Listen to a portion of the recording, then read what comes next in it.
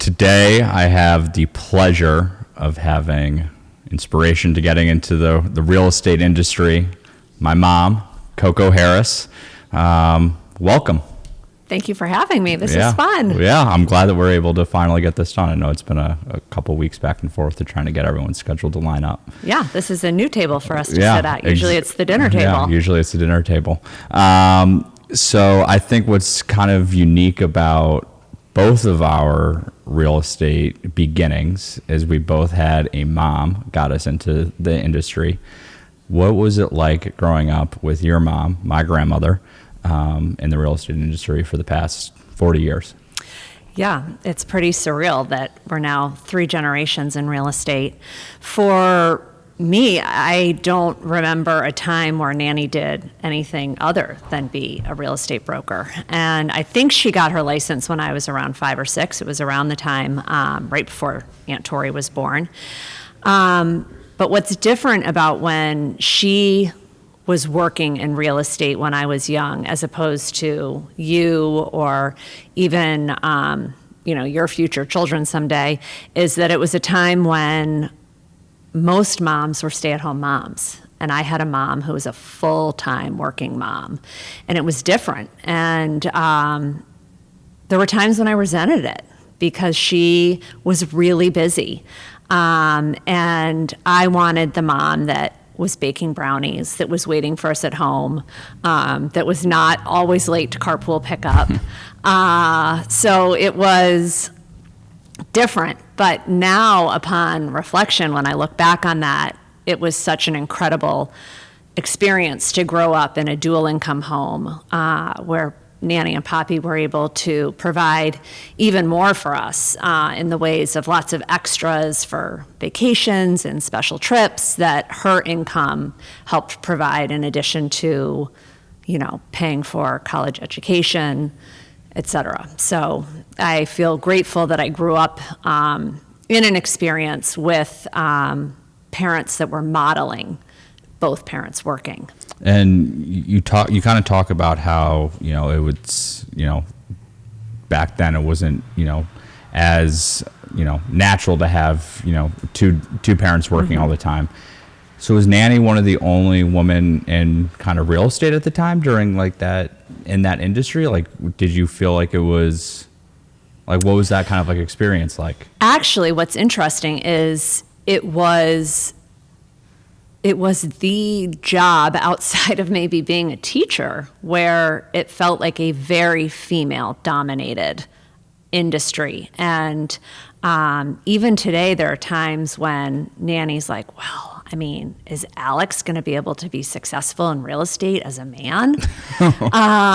And really, there's so many men that are in real estate now, but that was not the case when she was in real estate. I just didn't know very many other, I knew her realtor friends, but in terms of my peer group of friends, their moms were not working. And what was the day-to-day like having a mom in the real estate game? Well, first of all, Nanny's not a morning person. Yeah. She's a night owl. Yep. So she did her best work for real estate. And some of this also very well could be because she was balancing also being a mom. I don't know. That's actually, this is bringing up a great question I'd love to ask her. Did she turn into a night owl because her best work could be done after we went to bed? And so she sat down at her desk, no computers. She sat down at her desk at 8 o'clock at night and would work till 2 o'clock in the morning. And so I would start my day with Poppy was the one who got me up and got me out the door to school because she wasn't even awake yet. And then I just know that she was on the phone all the time. All the time. We were one of the first families to get 2 telephone lines at our house. And this was super cool. And it was because nobody else could receive a phone call at the house because she was on the phone so much. So she would talk on what was our second line so that we could receive incoming calls. And as, a 10-year-old, 12-year-old teenager, we were able to then receive phone calls and talk on the phone too. Yeah. Yeah. I mean, it's so funny because, I have a ton of memories going to Connecticut, for Christmas time. She's picking us up at the airport. Haven't seen Nanny in, 6 months. And then, we're in mid conversation. She's like, shh, shh, shh.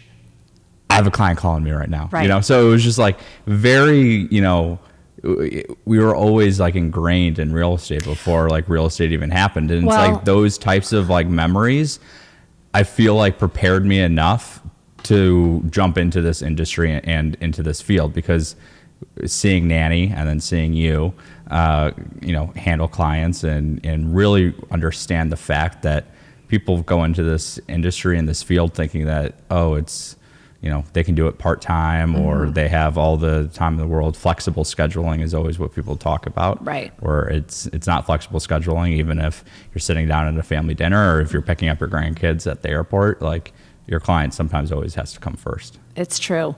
But part of listening to those phone conversations, I think, is sort of what helped make real estate feel very intuitive to me. And when we're in a real estate transaction with a client, sometimes it's surprising to me how little they understand about the transaction. And I think that's because I feel like I've probably done thousands of transactions because I've listened to phone calls since I was 7 years old. Nanny was by far and away the first person I ever knew or saw anywhere that had a cell phone. It was the size of a small suitcase. And it would sit, on the floor of the car. And so she's been talking and driving for a very long time. And I'm excited. Your nephew, my cousin, is graduating next week. She's coming in town, so I'm going to have her on hopefully next week. And I'm diving into the topic is going to be real estate before the internet existed. Is basically going to be it.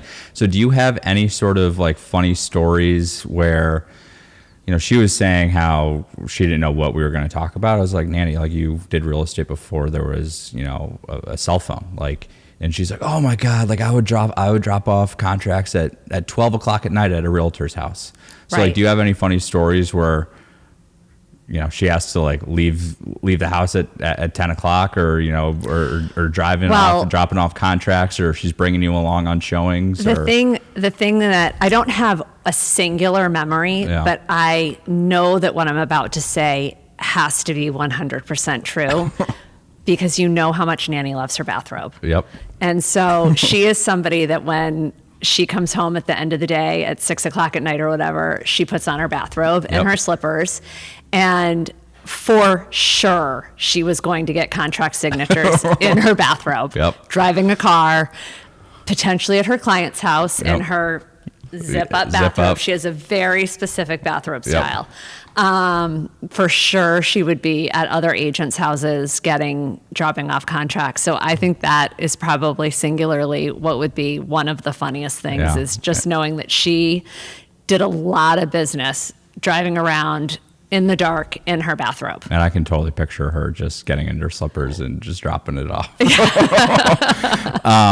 And so fast forward, multiple years later, you're finally, you're kind of looking to get into, your next profession. Yes. Nanny, I know how you tell this story. Nanny's just kind of begging you to get into real estate and try it.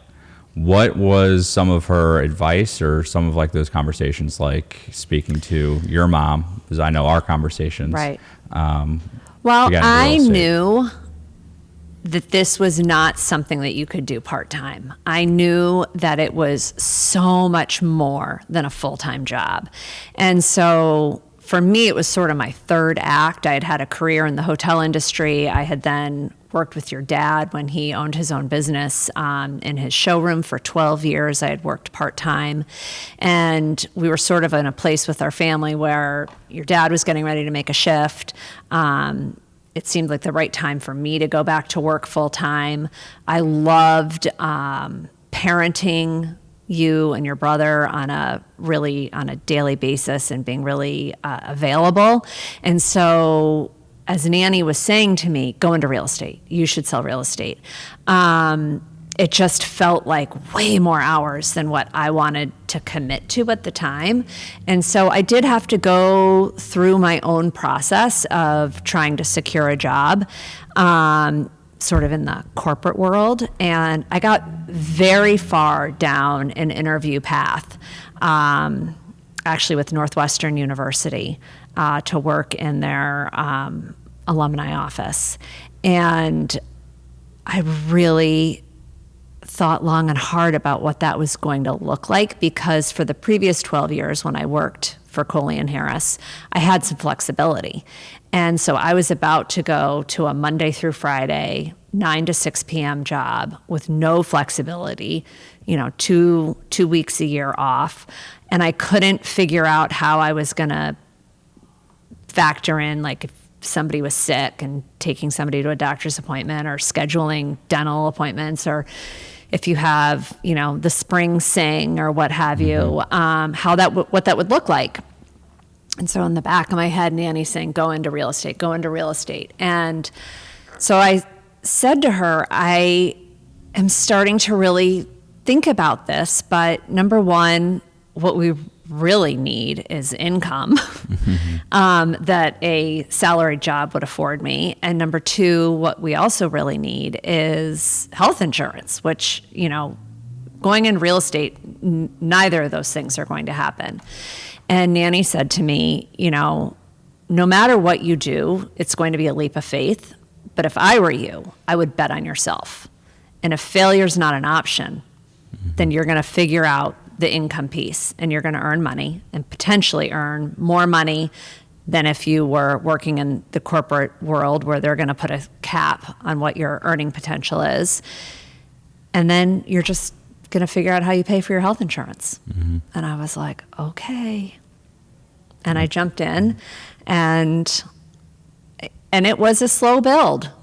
As you know, it doesn't happen instantaneously. It takes time. And but I'm so grateful that I have invested that time and slowly built my career. Yeah, that's so powerful. Just betting on yourself and options on a failure. Correct. What has she been like now throughout these past 10 plus years in real estate? How has she supported you from the sideline, where you have a lot of mentors, obviously, in the state of Illinois, from the Hudson Company and now at Compass? What has she been like as kind of a mentor and major factor in real estate so far? Well, no one's my bigger fan. That makes me a little misty, but it's true. No one wanted me to be more successful than she did. So that was powerful. And then as her child, I didn't want to fail. Yeah. So we just have so many great shared experiences, because as you now know in real estate, we can talk about it all day long, right? yeah. I think, but nobody else wants to talk about it all day long. Dad and Griffin are like counting their days until, we don't, I mean, I guess not family dinners, but they are just like, God, get me out of this dinner every single night. Right. Here we go again. Yep. They're going to put a clock on us for how long we're allowed to talk about real estate at family dinner. So she's just, when I go to tell her a story, she understands it in just an innate way. So when I tell her about a difficult transaction, a difficult broker on the other side of the deal, if my client's being difficult, if an inspection item seems insurmountable, she's just a great person to talk to about it, because one, without question, she's encountered that experience before. She understands it. She has ideas for how to problem solve it. And I have to say, as she's gotten older and just starting to really walk away from that chapter of her life, she kind of chuckles. Yeah. She's like, I'm Godspeed. glad. Yeah. Yeah. I mean, the fact she just turned 85, we went 80, down 80. 80. Yeah. She just turned 80. Cut that. And yeah, we went down for her birthday, and it's so funny. She's like, yeah, I'm gonna go, spend a couple months in Hartford, got a couple deals done. Yeah, but she's like, I got expenses I want to pay for. I want to get a new boat for the lake house. Right. She just had a listing that she sold in multiple offers this weekend. Yeah, it's so impressive, and I think obviously seeing you, but then also just seeing Nanny just at 80 years old, just still ripping it, Yeah. like it's the grind set and the mindset, that I'm so lucky to have been a part of over, Yeah. This is an industry that really values your experience and doesn't hold your age against you, Yeah. which is also something that's really incredible. And one of the conversations I just had with Nanny for coming back to Hartford after being gone for the winter down in Florida was she was saying, oh, I feel like so many of my friends are in, poor health and it worries me. And I firmly believe one of the things that has really kept her so healthy is that she's exercising her brain on a regular basis by still having one foot in the real estate world. By negotiating and multiple offers, Yes. by showing, she probably doesn't really do a ton of showings anymore. She probably has, Right. someone on her team to help her Right. out. But yeah, navigating all of those details, navigating how to use the internet. Yes, yes. Switching the topic a little bit. So obviously you started in real estate, at a certain point, and during our team, we have a ton of like prospecting days where we're cold calling FSBOs, expireds. That's not really how you've built your business. It's been all sphere related. What was that process of building up that book of business that you already had by, being on PTO boards or, Sure. Being a part of, my athletic teams and Griffin's athletic teams? What was that process like of turning friends and friends of friends into clients? Well, it was a lot of trial and error, that's for sure, and a lot of missed opportunities along the way. And but what I knew for certain was that I had a great sphere that trusted me in other areas of my life because I was very, very committed as a volunteer for many, many years. I had been, the chair of the preschool board for 2 years. I had been on so many PTAs. I had sat on the executive board for the Nutri Booster board. So people valued my opinion, and I couldn't get away from you. exactly valued my opinion in this my volunteer part of my life, but I needed to translate my real estate expertise to a place where somebody would trust me. And that really, what we are doing when we're helping somebody buy and sell a home is often their largest financial asset. So it's really important. It's as important as when somebody's going to choose a wealth manager who's going to manage, their money, that we need to know what we're doing. And so we need to show that we know what we're doing. So one of the first things I did on the North Shore in particular, we have broker open houses on Tuesdays. And typically a house comes on the market on a Monday, and then a broker has that house open on Tuesdays for the broker community to be able to come through. And so when you don't have any listings or you don't have any buyers, that is the very first thing you need to be doing, is going and touring all of those homes so that you can start to learn the inventory. And then you can talk about those homes in a casual setting. When you're at a holiday Christmas party and somebody says, oh, I saw that the house down the street listed for sale at X price. And I can say, oh my gosh, yes, it was so beautiful. You should have seen what they did with their kitchen. I don't have to tell that I only saw it because I saw it at a broker's open. I wasn't actually with a buyer or a client or what have you. It was weaving those conversations of my knowledge of the housing market and sharing that information within my friend group, et cetera. And then one thing sort of leads to the next. My very first listing was a neighbor of ours. It was the Bartholomew's. The pig house. It was the for pig anyone house. that knows. Exactly. They had a long fence that got grandfathered in. Typically, you have to have separated slats, but they had slats together, and he hung kind of long art across it for the kids going to school, and it was all pig themed. I thought it was hysterical. Some people thought it was weird, but they were and are the nicest people, and they have the driest sense of humor. He was in advertising his entire career, very funny. And he called me up and said, we're getting ready to sell our house, and I'd like to talk to you.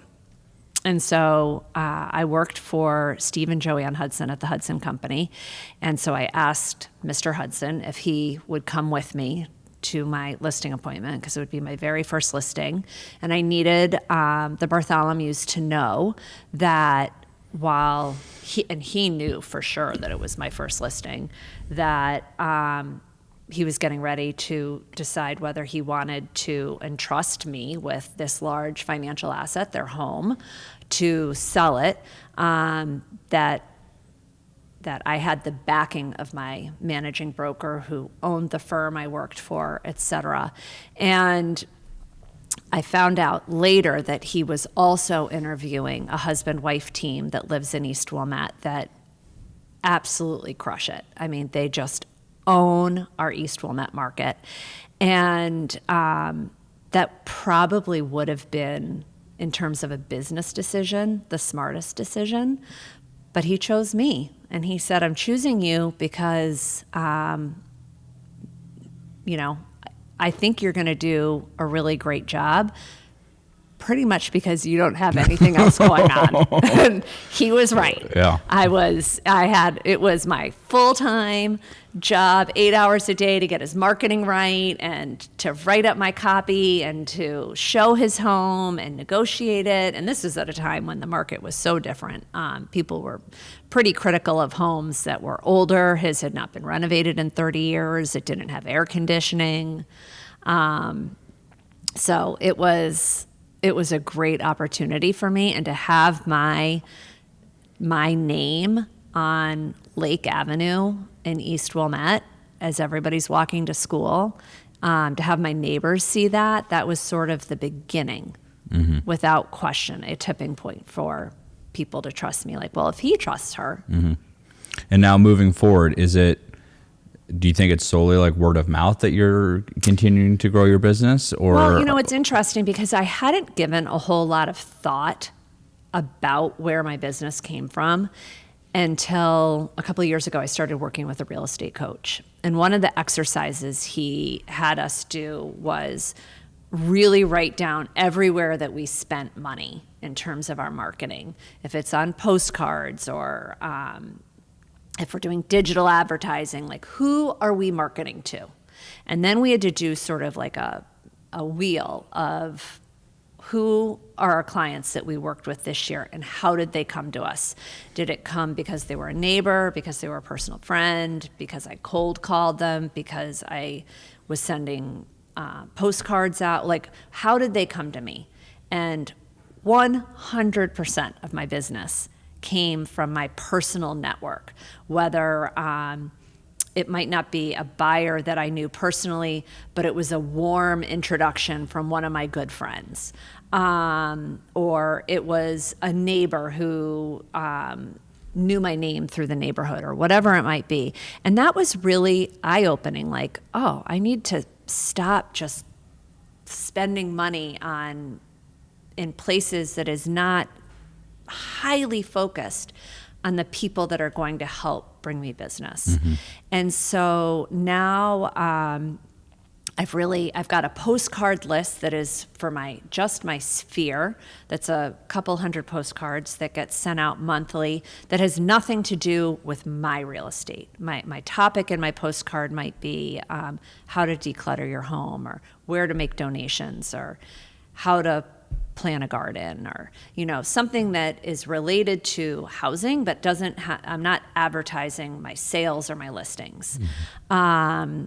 any opportunity to reconnect with my past clients through gifting, through taking somebody out for lunch or a coffee, connecting with our neighbors on National Neighbor Day. I did a drop off of a gift to about 20 different neighbors. And right now I'm working with a client that at the time was working with a different broker.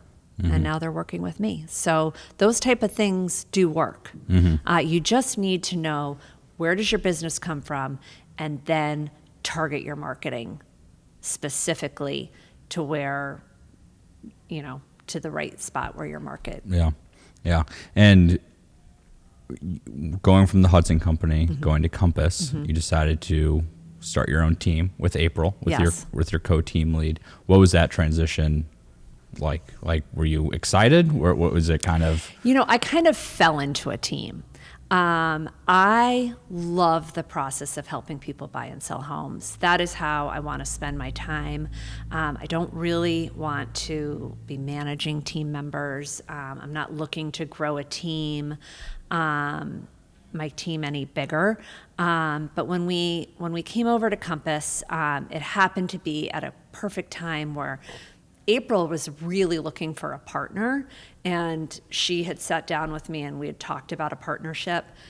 And the first couple of times I said, no, I don't think this is for me. I just want to be a solo agent. And then, over time and really thinking about it, we decided to form a partnership, which has been an incredible opportunity for me. Her business, she spends a lot of time on the East Coast, and she was looking for sort of the boots on the ground here to help her maintain the business she had. And so that was an opportunity for me to really grow my business by partnering with her on listings or with buyers, because she wasn't able to be here 100% of the time. But then at the same time, I'm able to have my own clients and do my own business. And then we have everybody else who is on our team is really a seasoned agent that is experienced, that is looking for the camaraderie, the support of a team, but is not. We have one that's, has been in the business a little bit less, that, there is some mentorship opportunities there, which I genuinely love that opportunity to work with her on helping her build her business. But I wouldn't have the capacity to do it times 10 or 12 other agents. So, what is your approach when you're sitting down with a new buyer and someone that's looking to sell their home? Well, the approach with a new buyer is changing. Yeah. It's interesting because I noticed, probably starting about 6 or 7 years ago, that buyers were interviewing agents. And, all of my opportunities to work with a buyer typically come, as I say, from like a warm introduction, where I think a lot of agents, when you get that warm introduction from a neighbor or a personal friend or wherever it might come from, you just assume that client is going to want to work with you. And the reality is that buyer is getting a warm introduction to probably 3 other agents too, and they're trying to make a choice, a decision as to who fits best with them. And so it was through some mistakes, some surprises, finding out, down the road, like, oh, we're going to work with a different agent, where I realized, oh, wow, I really need to up my game. And not just assume because a good friend has introduced them to me that they're going to want to work with me. And so I really sort of view it like, if I didn't know anything about this big, expensive process that I was about to go through, what's all the information I would want to know? And so, again, a buyer that comes to me that I don't know, that is potentially interviewing other people, is typically coming from the city, or they're coming from out of town. So it's not somebody that's already locally on the North Shore. So in those situations, I set up a Google Meet. And so and I want all the decision makers. If it's a couple, I want them both on the Google Meet. I tell them I want, we're going to need at least an hour, maybe an hour and a half. And I have a whole presentation that I go through. I'm able to share my screen. We talk a little bit about me, the business I've done, and then I sort of go through the process. We go through getting pre-approved. We go through what the process looks like for looking at homes, writing offers. Through that, I show what the disclosures are that they'll need to sign. We go through a sample contract. We cover a lot of ground. I think right now, the most important thing that we need to explain to buyers, especially on the North Shore where we've got really low inventory and really high demand, is setting an expectation. And so if a buyer were to say to me, we've got $1 million to buy our first house, I would tell them that we probably can't look at something over $850 because it is going to be a multiple offer. They are going to most likely have to pay over the $850 asking price, or if it's listed for $875, in order to give them the flexibility. And the reality is that what they're seeing on the MLS or out on Zillow or whatever for $1 million, and they're like, oh, I like that $1 million home. In 30 days or 45 days, it's actually closing for 1.1 or 1.150 or 1.2. And so they can't afford that $1 million home.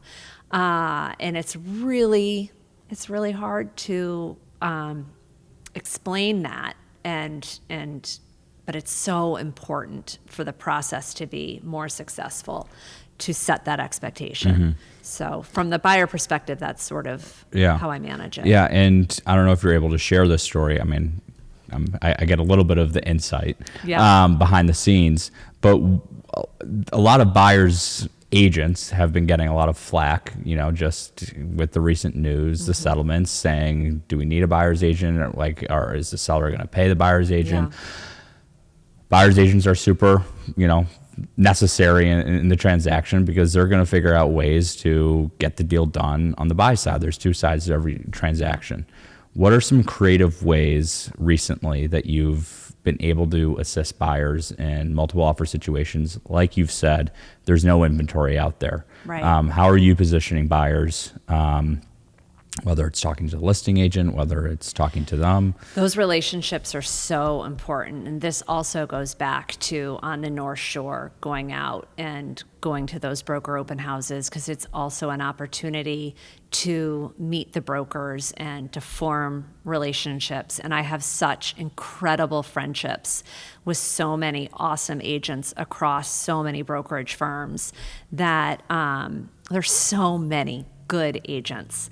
And it takes, I think, 2 good agents to help make a transaction go smoothly and feel good for everybody. So in one instance in particular, I had taken buyers out, and we'd been looking for a couple of months. We had written an offer previously on a home that they were really interested in, and we lost. Right now, it takes me 2 to 3 offers typically with my buyers before we actually write the offer that wins the house. And that doesn't have anything to do with my clients writing bad offers or they're working with the wrong agent. It's just you can never control what a home is worth to somebody else. And so in this particular instance, about 2 or 3 weeks ago, my buyers had looked at this house and they said, this is it. This is really it. And they had some pretty tight parameters in terms of location for where they wanted to live. And so not a lot of housing opportunities were coming up. And so this really checked the box. It happened to be an estate. And the agent said to me, we are not going to review offers until Sunday, just so you know. And this was Tuesday. And so I said, oh, okay. And I woke up on Wednesday morning and I thought, I've got an idea. And so I called my client and I said, if the seller will let you do your inspection sometime between now and Sunday. Would that interest you? Because what it would enable you to do is to then write an offer with really no contingencies. We were also in the very good position that they were able to write a cash offer. And so I said, you can write an offer with basically no contingencies then. So the downside to this is you might spend $800 on an inspection and then decide you don't want to write an offer.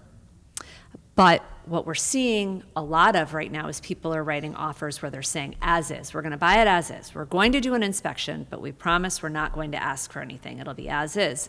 So what's the difference? If you get the house under contract and then you have it as is and you do the inspection and you decide you don't want to move forward with it anymore, then it's the whole bummer of we got it under contract and now you're canceling the offer. So this way, you're going to spend the money that you would have spent anyway, but maybe you won't write your offer. Or the other bummer outcome is we do this, we write your offer, and you still lose. Mm-hmm. But the upside is I feel that we can craft the strongest offer. And they said, yeah, we're all in. So I called the agent and she was like, wow, I've never heard of this before. I have to call, my client. And the client said, sure. So we did our inspection, and as we sort of suspected, it was just a bunch of little things. There was nothing fatal wrong with the house.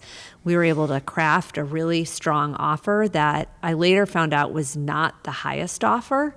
I think we were close to the highest offer, but we were not the highest offer. But the seller knew that we were going to get through attorney review, and I said 3 days instead of 5 because we didn't have to do an inspection, and it was a great win.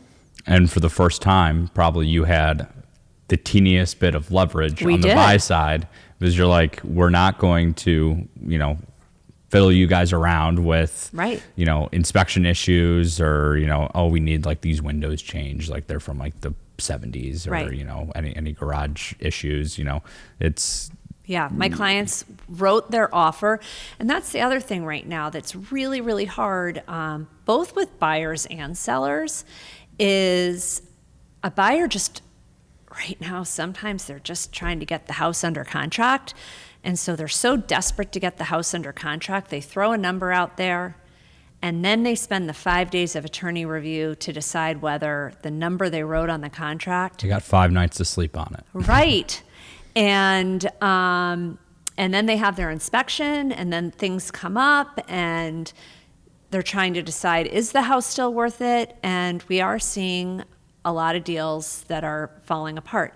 I hear about this through my colleagues. You're not really seeing it in the MLS because so many of our offers, you're getting, 5 or 6 offers on a house. And so the agent's able to go to offer number 2 or what have you. But it's stressful for the seller. It's terrible, for the agents involved. So when we wrote our offer this way, we wrote a number on the contract that we were very comfortable with because we knew all the flaws of the house already. Where somebody is just writing, everybody else who wrote the offer said, we'll take it as is, but they didn't have them for all the information we had. Yeah, and in a seller's market, what's something that you would say to sellers right now where, like you said, people are just kind of throwing shit at the wall, hoping it sticks, with the highest price. Yeah. So how are you talking to sellers, and what would you say to sellers right now when reviewing a multiple offer situation and having, let's say, like 3 offers that are above list price? Like, how are you navigating that? What are you talking to sellers about? Well, I think the thing that, you and I both know, it's not just about the list price. It's all the terms of the offer. And I think, a lot of people just assume that every seller's greatest priority is the final sale price of the home, that is the most important factor to them, when in reality, that's not always true. I've worked with sellers where the most important term in the contract that they want to accept is actually that they have a quick close and then they can stay in the house for another 4 weeks because they really do need to get their proceeds out of the home to be able to go buy their next home. So they will take less money if somebody is willing to give them the quick close and then the post-closing possession. The whole financing, right now, for the most part, we're not seeing appraisal problems, but some of these homes that are selling for a couple $100,000 over list price probably are not going to appraise. And so the buyer that is writing the cash offer, or is writing cash with financing, or is waiving the appraisal contingency, those are important factors to look at when also evaluating the offer. And truly, the other agent is critically important. Do we have faith that they really are going to hold their buyer to the terms that they've written? That agent's responsibility is to be a representative of their client. And so you're just taking the facts that are written on paper as they're communicated by the other agent, and really hoping for the best. Because what a seller wants is they want the buyer that is truly all in and is going to get to the closing table with the least amount of headaches. Oh yeah, that's awesome. And then one last thing, what has been your favorite thing about being in the real estate industry so far? I love this job so much, and that has been really unexpected for me. My previous jobs were jobs. It was a means to get to a financial end. And I feel so grateful that the career that I'm in actually is something that I thoroughly enjoy. And I love the day-to-day aspect of it that, you said to me earlier, like, do you have a busy day today? And, I did. I sit on the Women of Compass board for Chicagoland. We had a board meeting this morning. I'm here with you right now. I have an inspection at one of my listings this afternoon. So, I'm going from my home office to your office to a listing, doing different things in between. Every day is different. I am somebody who thrives on the relationships. And so I love the relationships that I form with my clients. I really genuinely mean it when I say it is just, it means so much to me that somebody entrusts me enough. Actually, on my way over here, I stopped to see a client who's closing on Monday, and they're moving out of state. So I was saying goodbye to them, and their interview process for me was long. It was about 12 weeks from the first time I met with them to the next time to the next time to the time that they finally selected me and then signed a listing agreement. And I said to them, thank you so much for entrusting me with the sale of your home. And I mean that. I love the whole process of it. I love helping guide a client through it.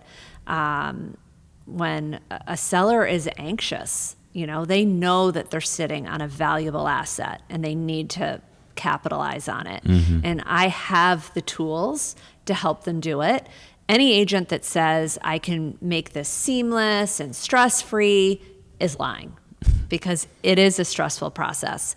But I think you can remove some of that stress by having a really good formalized plan in place and staying one step ahead of your client and helping walk them through that process. And the same on the buy side. There's so many, it's especially if it's a first home or if they're moving from one home to the next and there's multiple transactions going on. And I love that entire journey. So the list is endless for all the things that I really, truly love about this job. Well, thank you for stopping by and making time in your busy day. Thank you for having me. That first part of the podcast, I'm now even more excited to have Nanny on the show and dive deeper into it. Perfect. So, talk to her about her bathrobe. Yeah, exactly. Awesome. Well, I love you. And I love you too. Thank you so much. I'm so proud of you. All right.